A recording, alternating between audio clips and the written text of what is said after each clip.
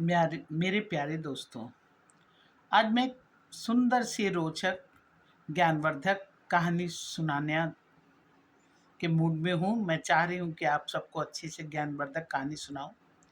कहानी ये है कि एक राजा थे, उसकी 4 पत्नियाँ थीं।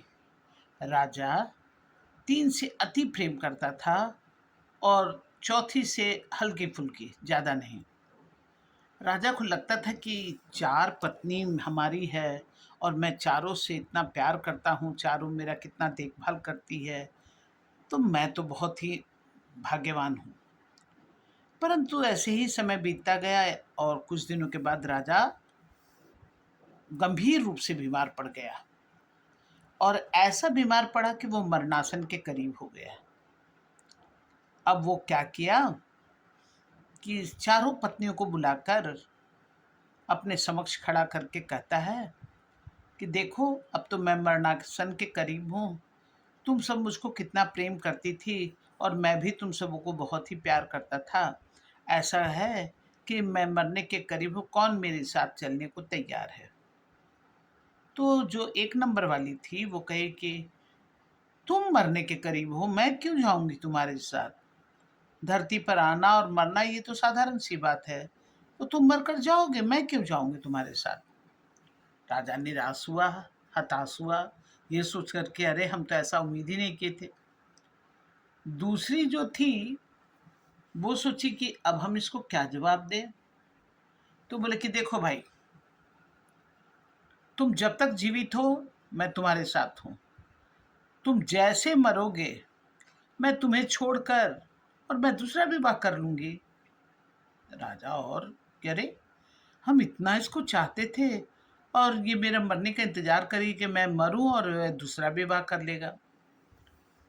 और जो तीसरी थी, वो तीसरी को बोला कि देखो भाई, मैं इतने दिन तुम्हारे साथ थी, इस कारण अब जब तक तुम्हारा ये शरीर जहाँ तक है, उतना दूर तक तो मैं ज़रूर तुम्हारे साथ दूँगी, परंतु शरीर न जैसे ही तुम्हारा इस धरती में माने पंच तत्व में विलीन हो जाएगा, तो उसके बाद मैं तुम्हारे से सदा के लिए मेरा रिश्ता खत्म हो जाएगा।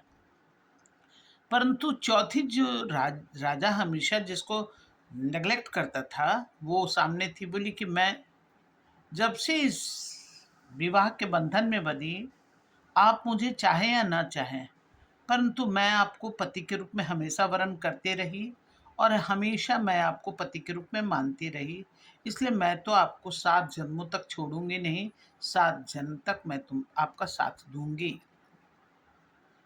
अब राजा ऐसी बात, एक बात जानते हैं आप लोग, हम सब भी ऐसे ही 4 बंधनों से घिरे हैं।